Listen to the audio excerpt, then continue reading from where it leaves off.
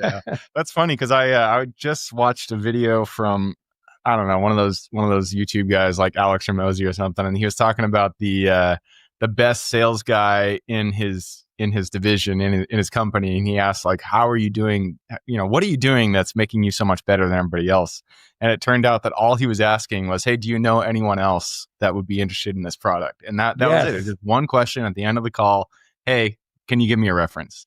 And Yeah. and that was what made him so much better. And it's interesting because it's not a natural thing to usually ask. And so at least for myself, I have to be very cognizant of, hey, do you Yeah. have any other properties? Do you know anybody else? Something like that. Yeah, you're right. It's not natural. It wasn't natural for me either.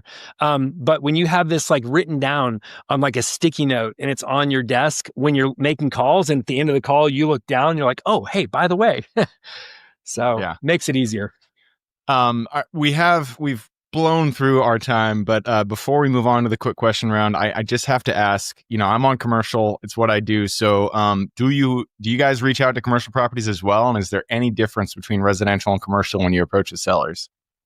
So we don't reach out to commercial because a lot of things change after 5 units or Mm. after 4 units. A lot of things changes, right? Like the due diligence changes, like how long that is. A lot of the variables, like how you evaluate the properties. Like there's other layers of complexity that make it very difficult for people who are just starting out in wholesaling to get. Commercial draws like a lot of attention because of the big money you can make in it, and you can make a killing in commercial, right?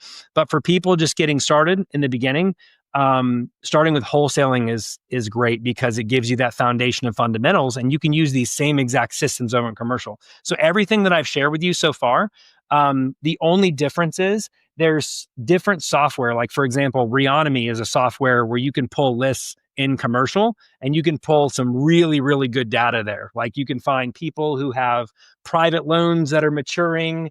And those are like really hot, especially like right now, right? Mm-hmm. You can find people with different layers of motivation.